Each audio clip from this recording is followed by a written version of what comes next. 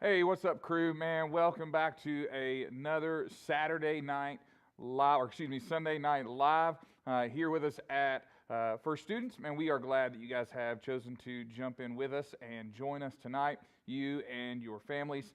We are, like everybody, I'm sure, bummed that we can't be here in person, but we're going to do the best we can to gather in this way until it is safe and wise to do so. And so, man, I'm excited tonight to jump into Scripture with you, jump into a new series. Obviously, you see on the wall behind me called Goals, and we're going to talk about what it means to evaluate the goals that we have and how can we set some awesome goals out in front of us. Hey, just a couple reminders as we get going. First of all, we want to know that you are here. So throw your name in the chat, say hi or what's up, or tell us how your day is going in there. I already see a few people in there. See Lily and Abigail and Tanasia. What's going on, Tanasia? How are you? And it is good to see you guys in there. So throw a comment in the chat. Let us know that you are there. We want to see you guys and know, and it is just an encouragement to each other to see everybody in that chat and interacting. Feel free to talk and have a good time in there. You're not going to bother me if you have some conversations in there. That's all good. That's what we want. All right. Second reminder, make sure that you're doing the best you can to put this on as big a screen as possible. If you can throw it up on the TV in your family room and your family gather around together, if you put it up on your laptop or whatever, and then have your phone there with you so you can interact in the chat as we get going. Right, that is a great way to be a part of what we're doing here, to be more engaged than just kind of having it on and sitting on your desk while you're doing a bunch of other stuff, right? So make sure you have that on a big screen and you can watch together. And then do make sure you're interacting in that chat, talking to people and responding to questions and that sort of thing. I won't be able to catch all of them, but I'd love to see some of those and be able to interact every now and then. We're going to be asking some questions and get a little feedback from you guys as we go along. Adults, don't be afraid to jump in there either, right? The kids want to see you, their leaders and their parents in there. I know they might not say they do, but they want to see you guys in there as well, responding to some of these questions and talking and having a good time too, all right? So it's good to see you guys, even if it is in this virtual format. I know we got to see a few of you guys this morning, and that was great as well on our Zoom call. We will be going back to doing our Zoom Hangouts on Sunday morning, walking through our gospel project, all right, and all those sort of things that we were doing before until we can gather in person again, all right? Hey, if you have your Bible, all right, I hope you do, all right? Go to the book of Nehemiah. That's where we'll be at. If you were here in person this morning, hopefully you got a goat card, right? That's right. I said that right. A goat card, right? It was a little card that just had a picture of a goat on it, all right? If you have that, make sure you have that ready with a pen to go here in just a few minutes. If you didn't get that, that's okay, right? Just find a piece of paper, and at the top of it, write across the top, goat, all right? We'll get there in a minute. It'll make sense, I promise, all right? Just go with me on this one, okay? Obviously, we're at the beginning of a new year, and one of the things that happens at the beginning of a new year, and something I want to hear from you guys in the chat, is the idea of New Year's resolutions, right? Pastor Tim preached this morning on a new you from 2 Corinthians 5:17 and kind of the verses around that, right? It's New Year, right? That was the big hashtag a couple years ago, New Year, New You. I want to hear, right, one of the big things that we do is make New Year's resolutions. If you've made a New Year's resolution, I want to hear about it in the chat, all right? I want to hear about it in the chat. What is your New Year's resolution? What is it that you are planning on doing this year? Just go ahead, throw that in there. Let us hear about that. We'll hit a couple of those in just a second, right? As we think about this last year, we think about a lot of the things going on, a lot of the things that happened, and we can say that they were, even in the midst of a lot of the crazy that happened last year, we can say that there were still a lot of pretty amazing things that happened last year as well, right? People accomplished some pretty amazing stuff, right? In the middle of it, there were people who won championships or people who set records and stuff. There were movies released, all right, which was just kind of a big accomplishment in and of itself, right? People wrote best-selling books while they were on quarantine. People topped the charts with music that they were making. All sorts of these things happened, right? And it kind of got me stopping and thinking, like, how many incredible achievements started maybe as somebody's New Year's resolution? How many great things were started as a New Year's resolution? And then, how many great things that were accomplished as a New Year's resolution was just a little bit, like it got a little bit twisted, right? And here's what I mean by that, right? Think of somebody who put out a popular song. There's been a few of these done. I think of people like Taylor Swift or Whitney Houston or even Bon Jovi or even the song from Elsa, the Frozen movies, right? Those movies, right? Where they have this song that comes out and it gets real popular, and then somebody comes in over top of that song, and just at like the climax of the chorus or something like that, they add in a screaming goat, right? I'd happily show one of those videos, but because we're streaming on YouTube, it'd probably get kicked, right? But you guys know all about them. They're some of my favorite videos, right? Just that everybody knows the screaming goat that we're talking about. That sudden just screaming, top of his lungs, tongue out, goat, just right there at the chorus of the song, the high point of the chorus. And, Whitney, you say, I will always love you, right? And boom, nailed it with the goat, right? You guys know that. That meme, right? How many people do you think that have had that happen to them when they wrote that hit song or whatever, thought to themselves, my greatest accomplishment could be that sometime down the road somebody could turn this song into a goat meme, right? I'm really confident that's probably not what Taylor Swift or Bon Jovi were thinking, right? But has that ever happened to you, right? That you have a goal that is set out in front of you, right? And you put it out there and you start chasing after it, and then something happens, probably not the screaming goat thing, right?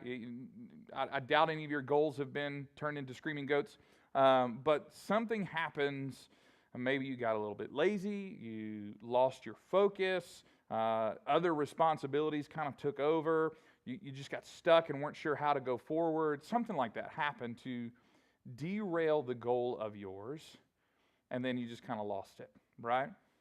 That's certainly, this is not an odd thing. It's happened to me before, right? I remember a few years setting a goal for myself, and it was a big, lofty goal. It would be a huge thing, right?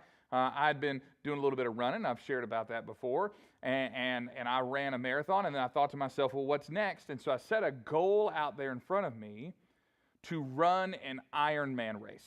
All right, now if you don't know anything about an Ironman race, we're not talking about the Marvel superhero Ironman, okay? We're talking about a competition that is really long, and it involves swimming and biking and running, all three, and you do it all in one day, and it literally takes you all day to get it done, and it's an amazing thing, and it's an amazing accomplishment, and I thought to myself, man, that is a goal. Let me put that out there in front of me, and let me chase after that. Well, long story short, I've never run an Ironman. I've never done that. Right? And there's all sorts of things that kind of hopped up there to derail that, and it was, finishing school, and it was the fact that it's incredibly expensive, just to get in a competition, $700, right? All the, money was an issue, and then time, and how much time you have to put into preparing for that sort of competition, and we're talking, hours and hours and hours every week, and long hours on weekend, and just all these sort of things came up. And it just kind of derailed me from that goal, and I never made it to that goal, right? There are times in our life when we put kind of lofty goals out there, right? Things that would in our mind be kind of like GOAT goals, right? Not like the animal, but the acronym, right? Greatest of all time. Like, man, this would make me feel like the GOAT if I accomplished this thing. Maybe those goals for you, right? Obviously, that's what we're talking about. Maybe your goals, right? You put some of those things in there, right? Some of you say you don't have any, but some of you say some other things like increase race time or writing skills or whatever, right? Those sort of things, those sort of goals, maybe it would be to get your grades up. Maybe it would be to learn a new skill or learn an instrument. Maybe it would be to, for some of you, you're old enough, get accepted into college. Maybe it's find a job that you enjoy. Maybe it's get healthier. Maybe it's get TikTok famous. I don't know. Whatever your goals are, there are a lot of them. If I were to ask you about your goals, I'm guessing Some of you would be able to say, boom, boom, boom, these are my goals. These are the things I want to do. Probably some of you would have a harder time. You would have to stop and think about what my goals are. And I just want to let you know that's okay, right?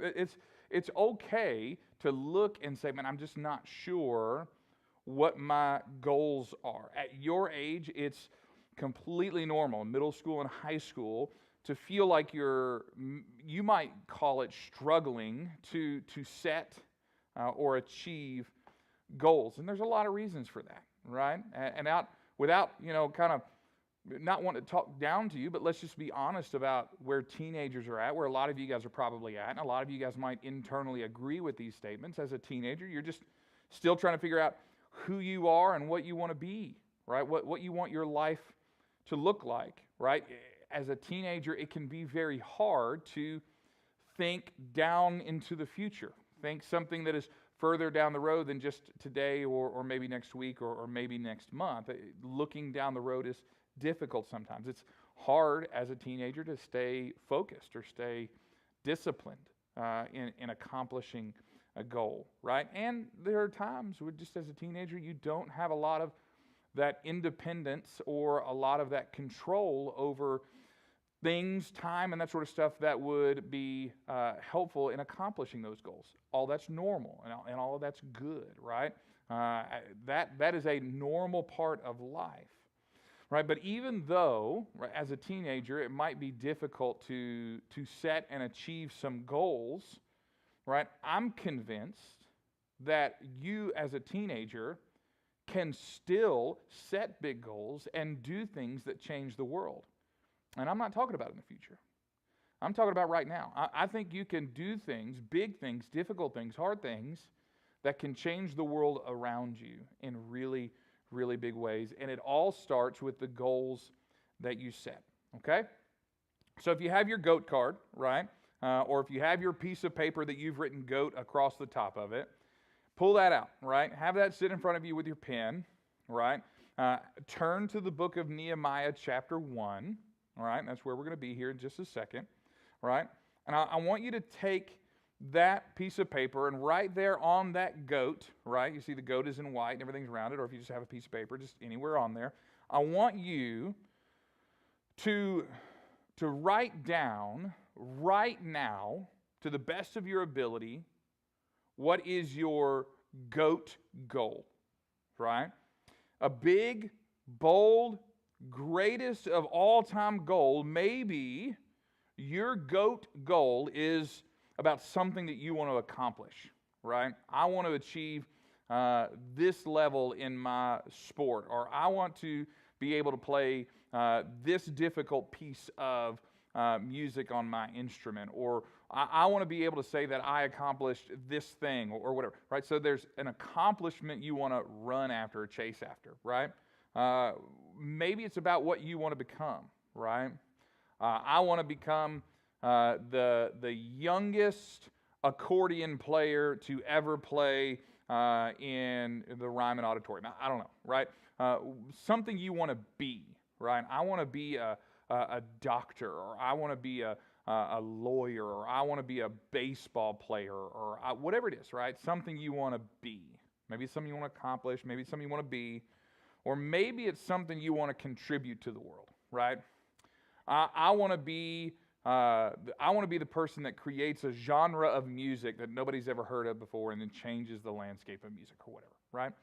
Your big, huge goal, like what is that kind of GOAT, man? This is what I want to accomplish in the world right now, right?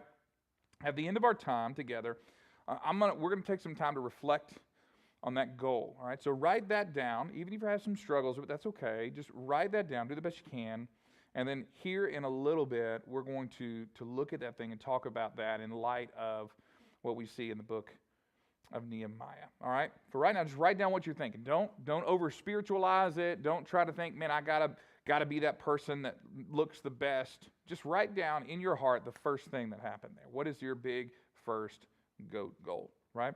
Next few weeks, we're going to be answering some questions, right? Looking at some things, answering some questions like, what goals should I have for my life? What What do my goals have to do with God's goals? Right, that's a big question for us. And then how can I achieve my goals well? Right? How can I achieve my goals well? And to do that, we're going to look at the story of a guy named Nehemiah. All right? A little background in case you're new, or maybe you've just run across this YouTube channel, or a friend invited you and you're not kind of up on all the church lingo, what's going on. The book of Nehemiah is in the Old Testament, right? The first half of the Bible. And it's a very unique story from a very unique period in history for the nation of Israel. The Old Testament is about the nation of Israel, God's chosen nation, and kind of their back and forth relationship with God and what that looked like. And the story of Nehemiah comes in a time that, we talk about the back and the forth, and this is kind of the back, right? Israel has kind of fallen out of favor with God because of their actions and their disobedience, right? And Nehemiah writes this book from his perspective. He tells us this story of what happened in his lifetime. The people of Israel had sinned against God, and they had been captured by an enemy nation called Babylon, and they had been carried away from their home. Right? So this happened about 140 years, at least started to happen about 140 years before the book of Nehemiah was written. Okay? And they took control of Jerusalem, kind of the capital city of Judah, right? And then they carried all the people away, right? They carried the people out, all right? And they did that to keep insurrection or to keep rebellion from happening in Jerusalem. And over the course of several years and many different attacks, the city of Jerusalem was destroyed. The wall was torn down, the temple was burned, the palace was destroyed, and the people were carried away into exile, right? Through prophets, God had promised to restore all of those things, to rebuild Jerusalem and to rebuild God's people. But the people of Jerusalem, the people of Israel, God's people, were sitting kind of in the midst at this point of this kind of devastating loss. And just to kind of catch a picture of it, right? Imagine an enemy nation coming in and destroying our nation and carrying us out of our country, away from our home, and carrying you off into some unknown part of the world, right? And they took everything that was yours away from you, even a lot of your identity, your language. Right? They forced you to learn a new language and speak a new language. They took from you your religious customs. They took from you your traditions and the things that made you a people, right? So all of that is taken from you. You're carried away from friends, probably carried away from most of your family, right? If you survived in this kind of setting, right, you're forced to adopt all these new things and new laws and learn a new way of living. And for generations, God's people in this had kind of been sitting in that and wondering, how in the world could God take care of this? How could God renew any of this, right? And so after Jerusalem was destroyed, new king took control, and years down the road, a new king arose in Babylon, and he kind of slowly began to allow people to go back to Jerusalem in small chunks to begin rebuilding different parts of the city. In the books of Ezra and Nehemiah, we read about 3 different guys leading this kind of charge of taking people back and rebuilding. A guy named Ezra, a guy named Zerubbabel, and then this guy, Nehemiah, right? So Nehemiah had only ever, kind of when we think of who Nehemiah is, had only ever known a captured and destroyed Jerusalem, right? He had only ever known a Jerusalem occupied by enemies, and he was, we're going to see, confronted with a problem that revealed his passion for seeing Jerusalem restored. But Nehemiah wasn't just a guy that made this happen. Nehemiah was placed in a specific way by God for a specific time. He was what we call a cupbearer to the king, and so he was placed in a very unique position where he could see something and then do something about it. So let's let's read just a little bit of the story and then talk about what's going on. All right, chapter 1, verse 1, this is what it says in the book of Nehemiah. The words of Nehemiah, son of Hakaliah. During the month of Chislev in the 12th year, when I was in the fortress, Nehemiah is talking first person here, the fortress city of Susa, Hananiah, one of my brothers, arrived with men from Judah. So already some people had started to go back, and so now this guy named Hananiah shows up back from Judah to talk to Nehemiah. And I questioned them about Jerusalem and the Jewish remnant that had returned from exile. They said to me, the survivors in the province who returned from the exile are in great trouble and disgrace. Jerusalem's wall has been broken down, and its gates have been burned down. When I heard these words, I sat down and wept and mourned for a number of days, fasting and praying before the God of heaven.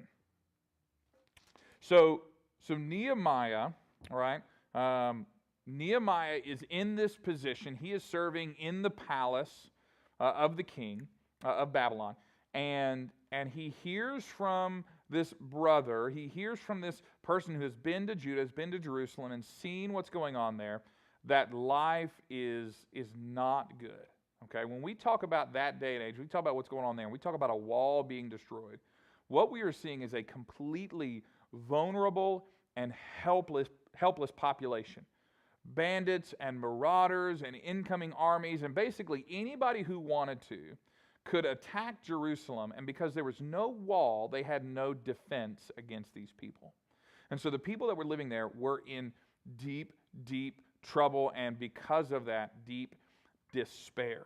They had gone back, they had begun to rebuild, but life was hard, and there were people who were attacking them and making this thing difficult. They were in great need in that moment. So Nehemiah hears this, and we catch a couple things here, all right? There's some stuff that's important here. I want us to catch it, right?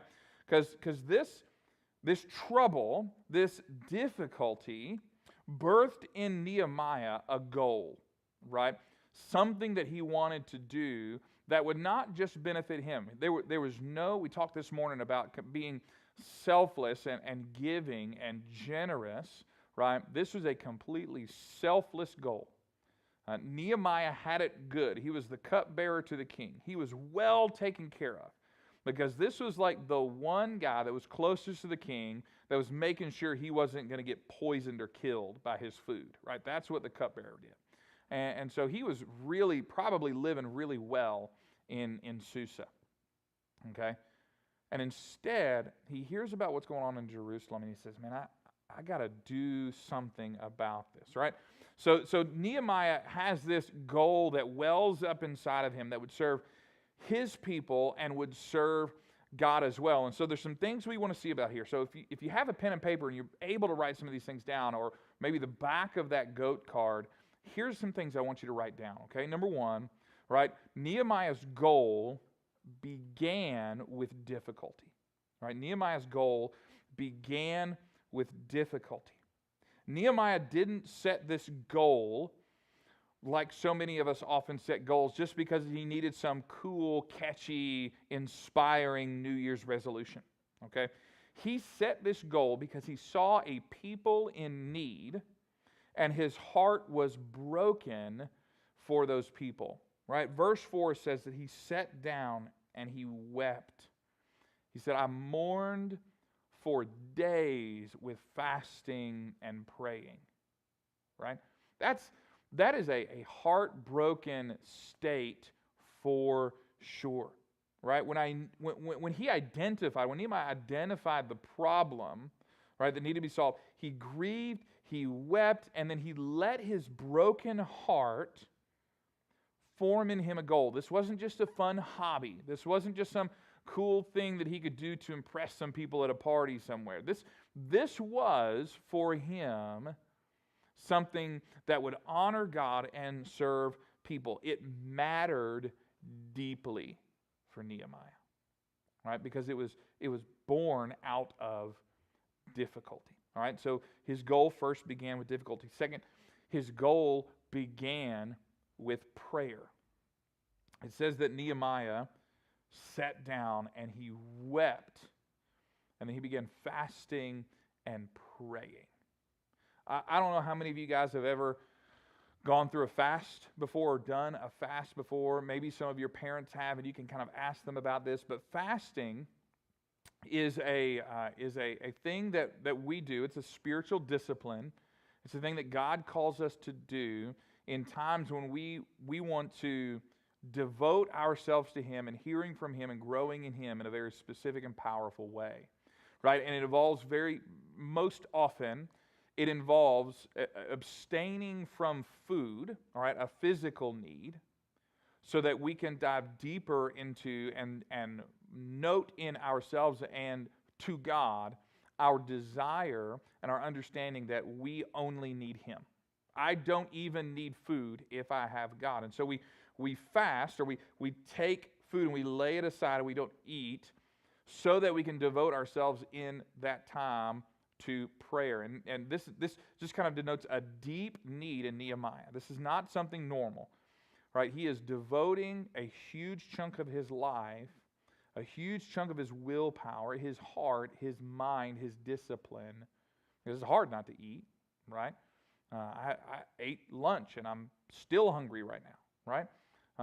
And you went days and days and weeks without eating so that he could devote himself to prayer, right? This is what he did. He fasted and prayed.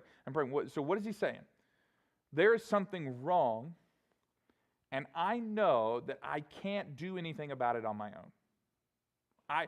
I can't just up and go as the cupbearer to the king and accomplish anything by myself. I need God. I need God to help me with this. And so I'm going to fast and I'm going to pray to tell God I am ready to be used by Him to do something about this need that I see, to do something about that which my heart is now broken about. Before he ever made a single move, and he's going to make a big move here in a second we're going to talk about, but before he ever made a single move, he stopped and he prayed, and then he kept praying for months and months and months, right? So Nehemiah's goal began with difficulty. Number two, Nehemiah's goal began with prayer. And number three, his goal began with God's help.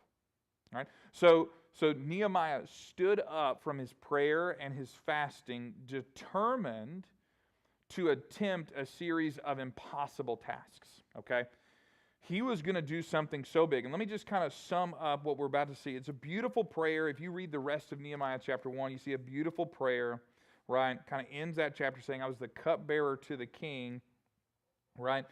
He's letting us know his job and kind of how God positioned him very specifically, right? And in the beginning of chapter 5, what we see is that the king takes notice, King Artaxerxes takes notice of Nehemiah in his distress, right?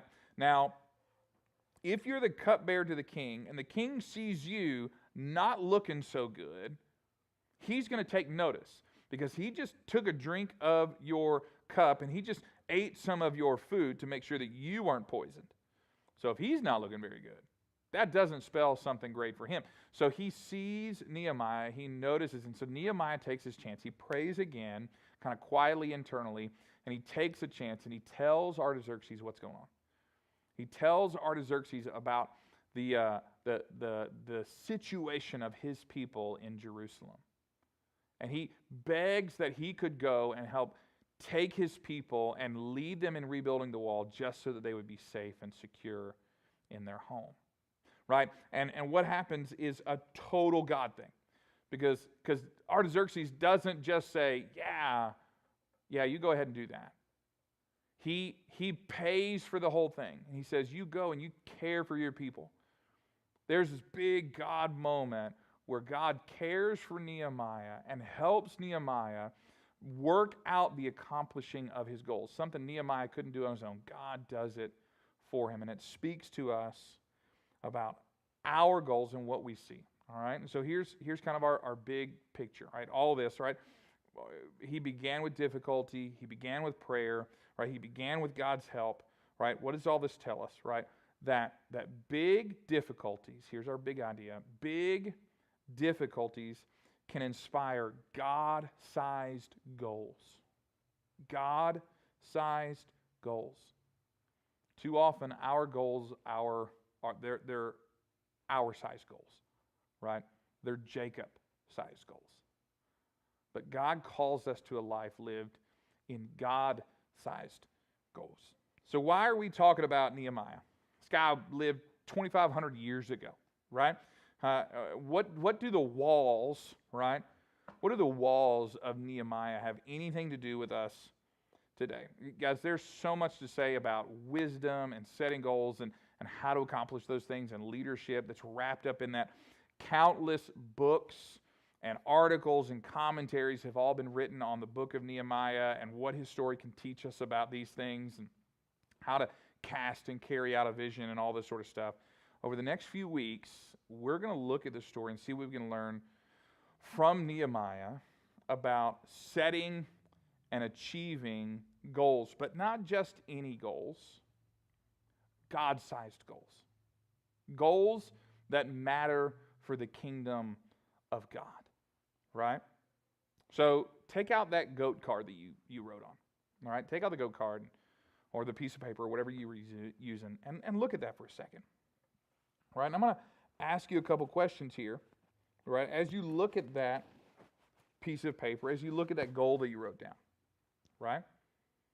Is your goal, whatever you wrote down there, is it inspired by a difficulty, right?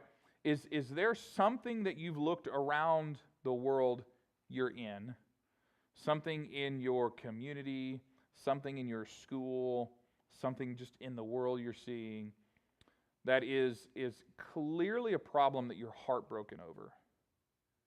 And that difficulty that you're seeing has birthed in you a goal to help solve that problem. Or is that goal birthed out of a desire to make something of yourself or to show yourself to be something? Is it about something that you can gain? Nehemiah's goal was birthed out of a difficulty and a selflessness that caused him to see how he might serve others. Is there a difficulty that is driving you to serve others? Number two, is your goal inspired by prayer? Is that goal that you wrote down something that you have stopped and talked to God about? Like, God, is this something you want for me? Or is this something I just want for myself? Is this just something that I am kind of jealous for in this moment, that I want this for me and I am not listening to what you want for me? Is this a goal that is birthed out of prayer? And then ask this, is this something that you need help with? Is this a goal that you think you could accomplish on your own? Is this something that you just think, I could just work hard enough and make this thing happen? Usually, if this is something you can accomplish on your own, it's a pretty good indication of the size of your goal, right? It's a pretty good indication of whether or not it is a God-sized goal or an us-sized goal. A God-sized goal is something that you can't accomplish without His help and without Him working and moving powerfully in you through the Holy Spirit to accomplish. And that's what would lead me to the fourth question. Is this a gospel-oriented goal? Is your goal that's been birthed out of a difficulty, moved by prayer, is big enough that only God can accomplish it? Is that a goal that you look at and say, this will help me very specifically share the gospel with people? This will create a platform for gospel conversations. This will create an avenue that I can share my story and my testimony about how Jesus has changed my life with somebody around me. It's not hard, really, honestly, it's not hard to set goals that benefit you or for me to set goals that benefit me. That's a pretty easy thing, and most of us do that every New Year's Day, even if we're the type of people to say, I don't, this has been me, so I don't, point at anybody else when I say this.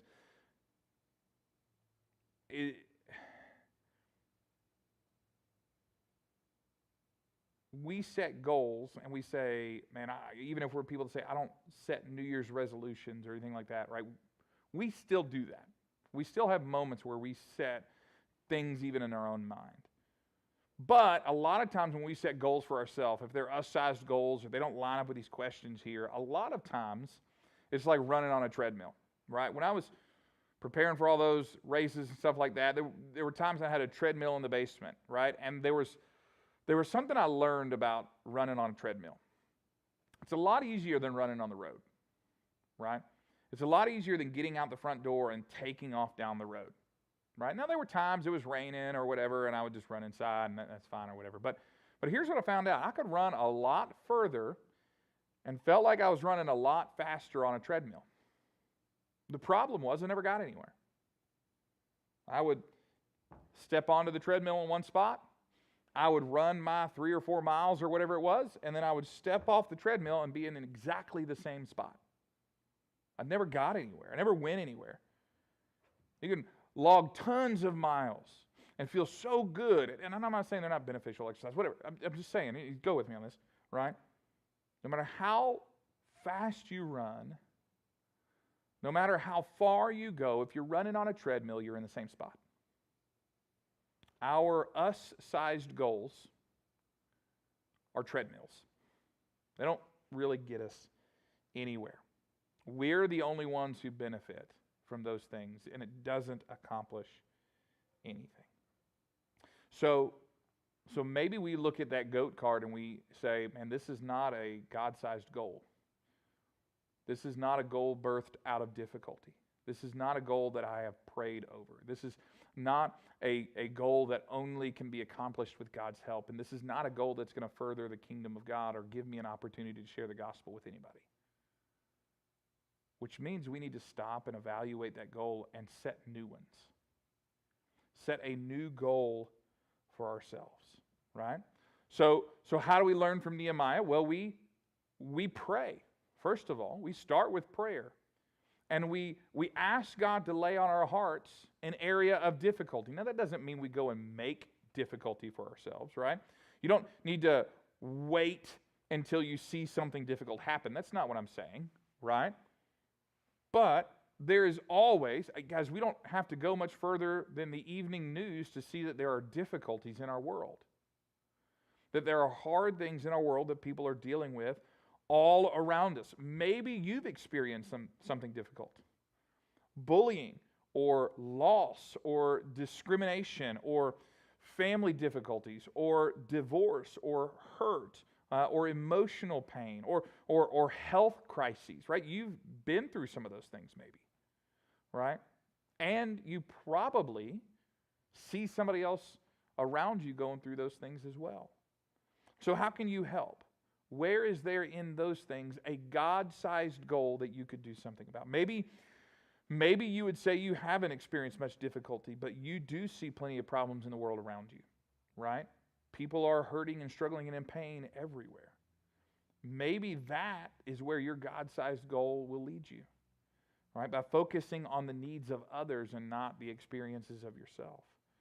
As we often find God-sized goals hidden in something that we're passionate about. Not just something we enjoy, right? We all have music that we enjoy. We all have things that we read that we enjoy. We all have, there's things that we enjoy. I'm not talking about things we enjoy. I'm talking about stuff that we're passionate about. Something that gets you excited. Something that gets you to raise your voice a little bit when you're talking about it without realizing it. You get a little bit louder when you're talking about this thing because you just love it so much. Something you're passionate about. There we can find our God-sized goals. And then begin with prayer. God, I see this difficulty. How can I be used by you in that difficulty? Right? Open my eyes to the needs of people around me and see those things. And lead me towards a need. Help me set a God-sized goal and then help me accomplish it. Make sure that it's a goal that will point people not to yourself, not that they see you in the way you've come through something and dealt with something and pulled yourself up by your bootstraps. None of that. That's not it. But something where when it is accomplished, people look at you and say, how did that happen? And you say, God did that. God did that. right? And then that is a doorway into a gospel conversation.